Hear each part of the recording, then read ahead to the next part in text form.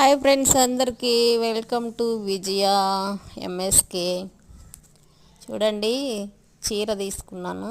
చీరకి కుచ్చులు వేసుకోవాలనుకున్నా, కానీ థ్రెడ్స్ తీసుకొని వేయడం కంటే ఇది ఎక్స్ట్రా వచ్చింది కదా, దీన్నే వేసుకుంటే బాగుంటుంది అనేసి నేను ఇలా కట్ చేసి అవన్న ఇలా కుచ్చులు అల్లుకున్నానండి.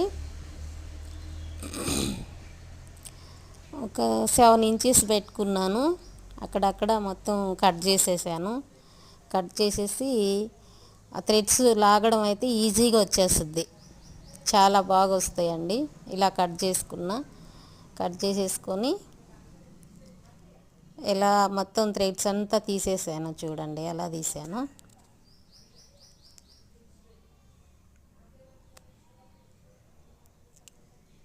ఇలా చేసేసా.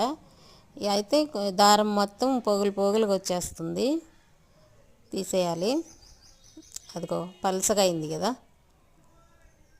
ఇలా లాగేయాలి. అట్లా లాగితే చాలా ఈజీగా వస్తుందండి. మొత్తం అయిపోయిన తర్వాత దాన్ని మళ్ళీ చిన్నగా కొంచెం వాటర్ తడుపుకుంటూ మెలికి తిప్పేసి ఏమైనా ఒక ముడేసినామనుకో, ఒక నాటేసేసినామనుకో, ఇంకా అది గట్టిగా అయిపోతుంది, ఇంకా రాదు. చాలా బాగుంటుంది. నేను చాలా చీరలకి ఇలాగే చేసుకున్నాను. కొన్ని చీరలకు మాత్రమే ఇట్లా కుచ్చులు కుట్టేశానండి. ఇదో అంతా తీసేసాను చూడండి. ఇప్పుడైతే ముడేస్తున్నాను.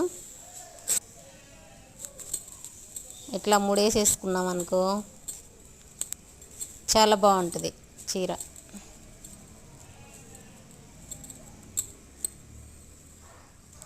చూడండి, ఇది నాకు తెలిసిందైతే ఇది, నేను చేసేదైతే ఇదేనండి. ఇలానే చేసుకుంటా.